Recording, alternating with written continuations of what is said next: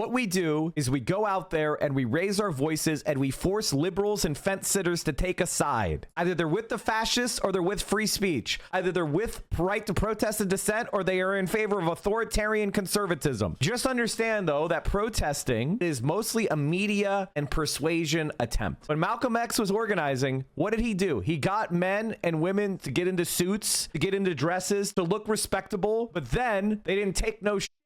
Same thing with Martin Luther King Jr. and the Civil Rights Act. When they went across the Edmund Pettus Bridge, they did so in their Sunday best with their heads held high because they wanted people to see that the state was stomping on people that were respectable and upright, but who were demanding their rights. And by the way, you need to have respectful petitions lose for people to be radicalized. If you go right to revolution, you're not going to have anybody with you because they're going to be like, well, why don't we just ask? They can think something is wrong, but until they feel the boot, they're not going to be in a revolutionary mindset. That's the way it's always gone. So the best thing you could do right now is get out on the streets and protest, put out the best possible image to the world. And when they stomp on these protests, when people see the fascism at their gate, then we will talk about things like general strikes. Look at the history of our own country. Was the first thing that they did take up arms and shoot up a bunch of British soldiers? No, they didn't. They escalated through the process. They showed that there was no way that they could reasonably get their grievances addressed. And then and only then were they able to launch a revolution. You have to take people through these steps in order to give them the feeling that they have to stand up.